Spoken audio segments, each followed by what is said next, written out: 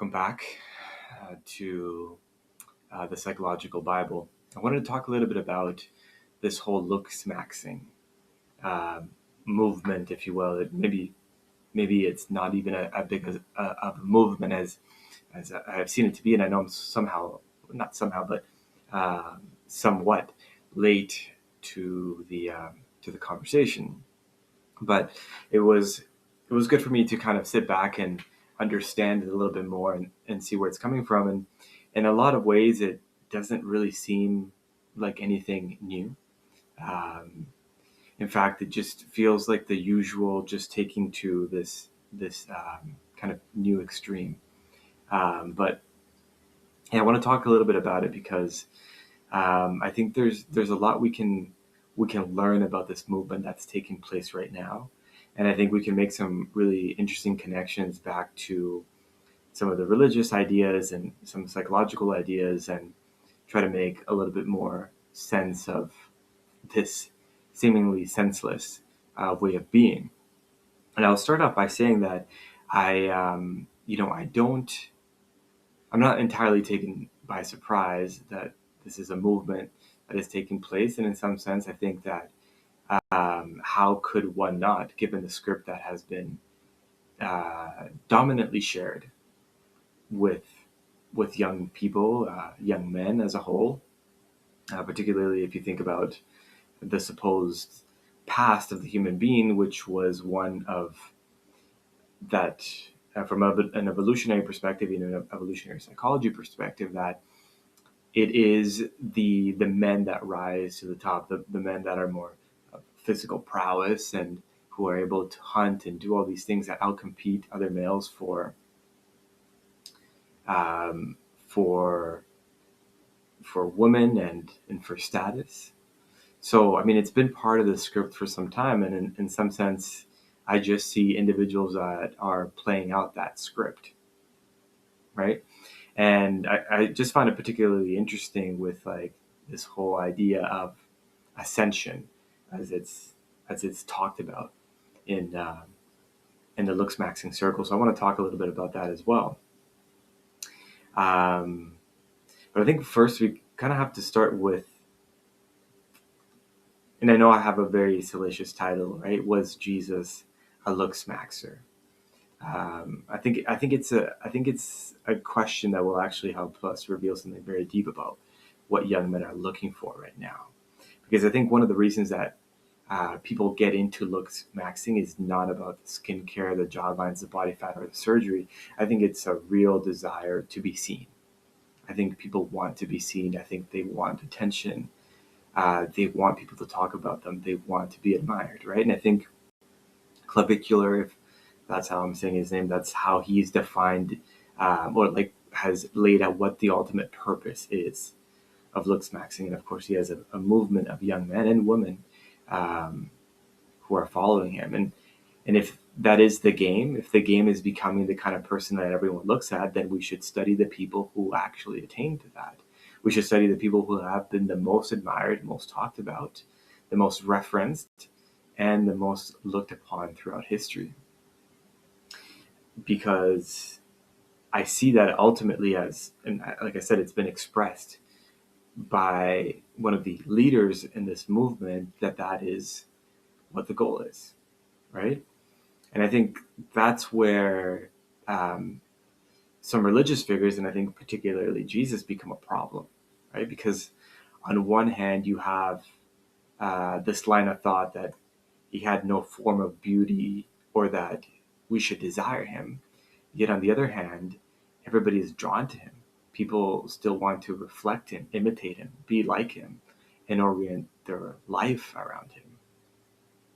And I see a lot of young, like evangelical Christians or Christians, kind of getting caught up in facets of the looks maxing um, conversation, and it, there's always this kind of way to be able to justify it if it's viewed from this lens of, well, I mean, we're just trying to take care of our bodies and all that kind of stuff, right? And I think it's certainly beyond that. I think it's beyond trying to take care of the body, but trying to reach the pinnacle of the hierarchy. And I think the challenge there too is defining, who sits at the top of the hierarchy and who defines what that hierarchy is. Is the hierarchy defined by the one who attracts the most amount of women, who has the most amount of money, who has conquered the most nations, or does the one that sits at the top of the hierarchy, is that individual one in which didn't pursue all of those things, yet found himself at the top, right? And I think that's where we have a conundrum. We have, and Jesus at least, I think we have somebody described in a very lowly terms, not outwardly optimized, right? And yet he becomes the figure that men and women, peasants and kings, warriors and children all keep looking toward. And so I think it means two things. Either looksmaxxing is far too shallow of a category to explain human attraction, or Jesus discovered a form of beauty, a higher form of beauty altogether. And I think my proposition would be that that's true. I think that's the latter. And I think others have mimicked that level of higher beauty altogether. And it inverts this whole idea that in order for one to be the most desired at the top, it is one that looks a certain kind of way, that can do a certain kind of thing. And that just seems to not be the case. I mean, for sure, it continues to be the case in some settings. But it seems it doesn't last as long. Of course, um, here we are, 2,000 years later, after the death and ascension of Jesus, or the perhaps so believed ascension, if you believe that story. And I would say that millions have given their lives to and continue to follow and believe in that narrative, right? And here we are, not so many years removed from, take an individual like Brad Pitt, who at one point was seen as kind of the pinnacle of beauty and all these things, but um, people are not, some perhaps are, but to a large degree are not worshiping at the feet of Brad Pitt. And I think that's the real point. I think modern Looksmaxxing would say maximize the outside, right? Sculpt the face, inject the peptides, fix the skin, build the frame, become more desirable just from the outside. We just kind of find ourselves back into this classical religious motif of the outside, and how the struggle is this idea of this war between the flesh and the spirit, that is concerned with this outward kind of representation, and not outward just physically, but this psychological representation that we can display to others too. Um, I think underneath all of that, it's a psychological cry that says, if I become beautiful enough, maybe I will finally be received differently, right? And to be fair, there's something true about that to an extent.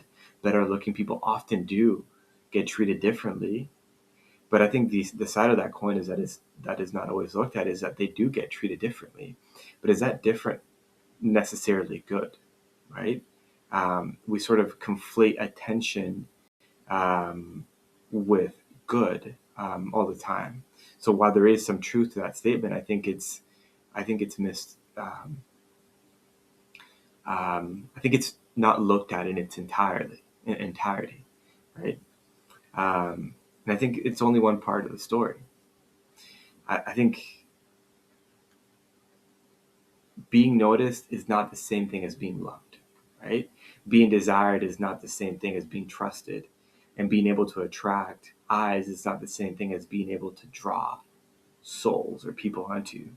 You know, I think about individuals like Martin Luther King Jr., right, and or again like Mahatma Gandhi and Jesus, and you can put many others in this kind of um, category, and maybe they're not all on the same pedestal, but in a similar category um, that we still talk about to this day, that have transcended. And if you were to put their face and their image in one of those looksmaxxing tools that they have to kind of rate you, I think all of them would score really low.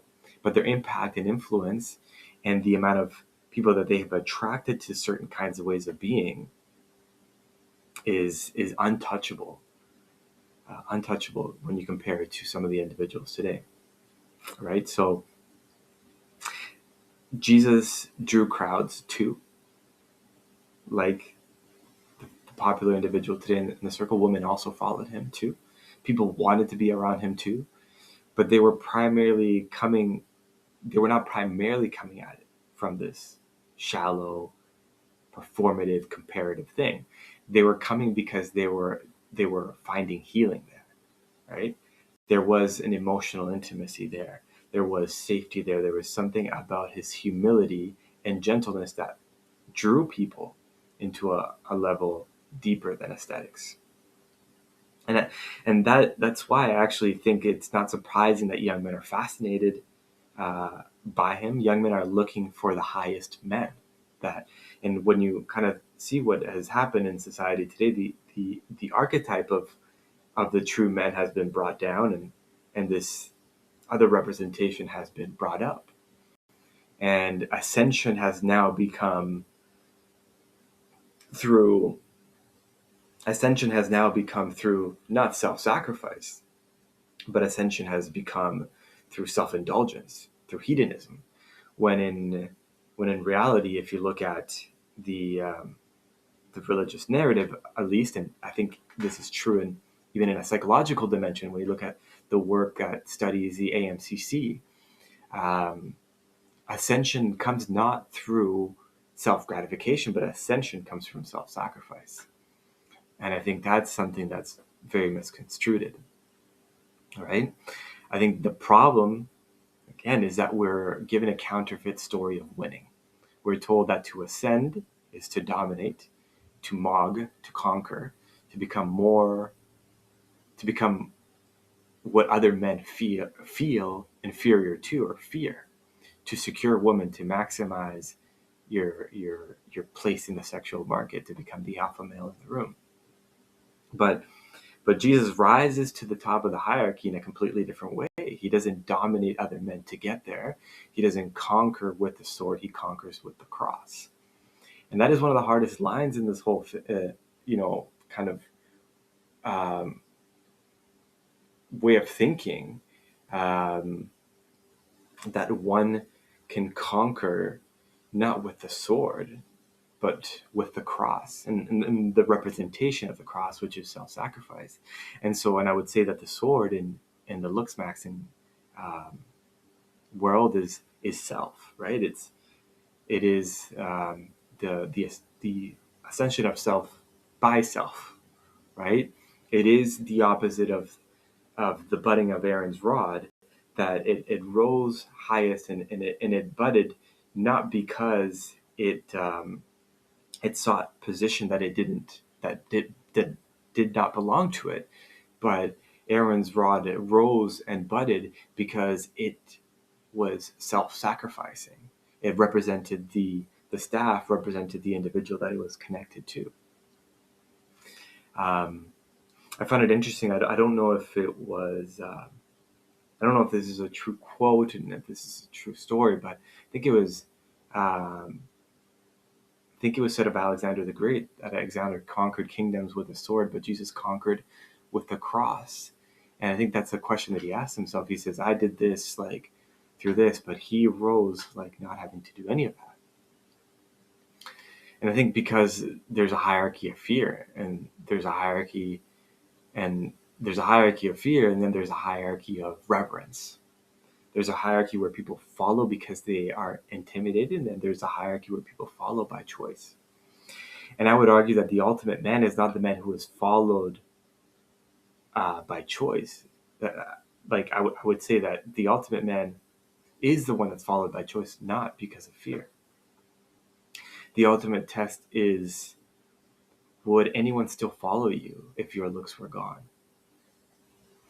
Because your looks will only carry you so far. Your body will age, your face will change, your social currency will expire.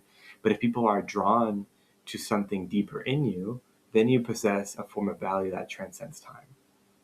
And that is why Jesus is so disruptive to this whole framework. He only lived to 33, and yet he's one of the greatest um, known individuals and worshipped individuals to this world, and his greatest following came after his death, not before it. Kind of think about how insane that is in some sense, because the modern influencer wants to maximize admiration while he is alive. Christ receives his greatest glory through death. And that's not just theology. I think that's the deepest psychological uh, truth that there is. Because the world says ascension, at least in the Looksmaxxing space, they say ascension is what happens when the self is elevated. But the deeper pattern, spiritually and psychologically, is that ascension comes after death of the old self. You have to die to ascend. And that's why the Christian story is so offensive to the ego, right? Because the ego wants ascension without death. It wants glory without sacrifice. It wants status without surrender. It wants resurrection without crucifixion. And I would argue that that's also um, at the core of what is going to be the failure of all of these individuals in this movement, unless they peel out of it, is going to be such a devastating um,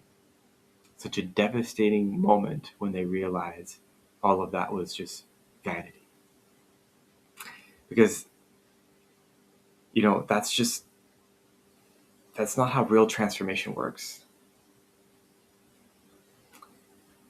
It requires the death of vanity, the death of self-obsession, the death of the false self that is addicted to comparison and admiration. That's why I think a lot of the Looksmaxxing world is actually preaching the wrong uh, kind of surgery. If you want, I don't know if they're really doing all of these surgeries. If they aren't, I would imagine that many of them are, but the real surgery that is needed is not one of the body, one of the face. It's not cosmetic, but it's psychological. It's spiritual. You don't need a stronger jawline nearly as much as you need a weaker ego. And you don't need to become more visually superior nearly as much as you need to become inwardly alive.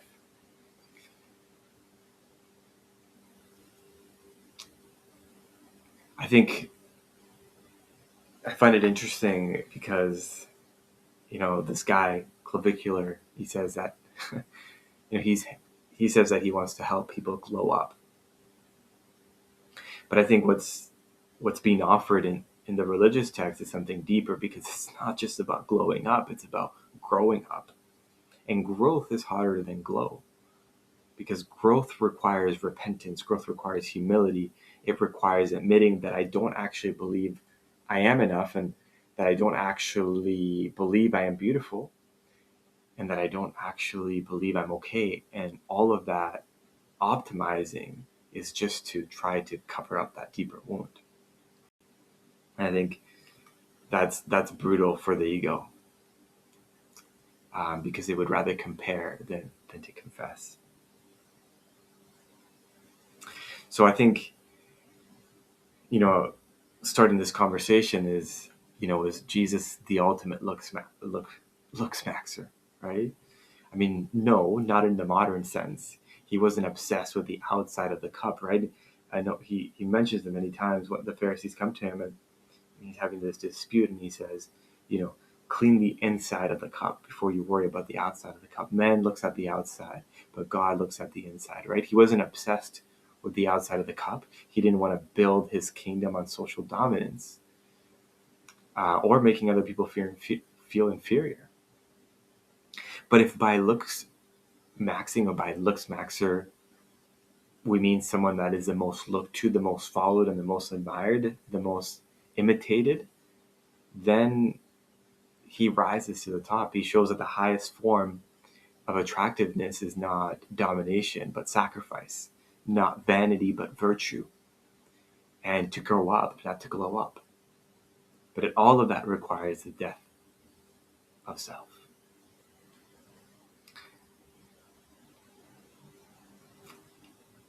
Ultimately, I think that the religious texts offer something that is free, but it will cost you everything, because what has to die is you. Whereas in the Looksmaxxing world, like there's cost, and the you of the outside is dying, in the sense that it's being replaced and being modified. And so when we remove this and we remove that, it's like a part of you is dying and it's being stripped away. But it's just the outside. And so what you're left is this horrible person with a great appearance. And that's embodied in, a sheep in wolf's clothing, right? And ultimately that's the worst type of person that one could be. The maximizing of the outside, the maximizing of the numbers and bank accounts and all of these things. For what? For a short-lived hedonic treadmill of instant gratification. The type of legacy that is not long-lasting. The type of legacy that will not be written about. There's no legacy there.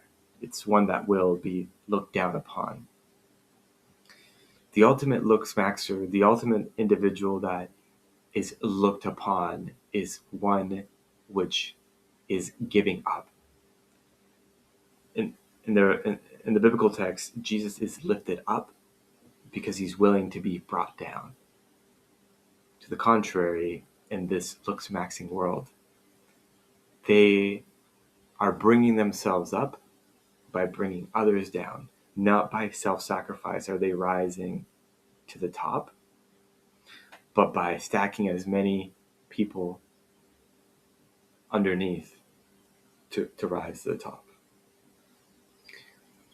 It's that choice that is seen in the Matthew and the Luke account in the Gospels of Jesus and Barabbas, right? People ultimately choose to free Barabbas, not because Barabbas is innocent, but because Barabbas represents self and the desires of self. And the desire was that Christ should be the one that would be crucified. And so my thoughts on all of this, in some sense, is it's not surprising.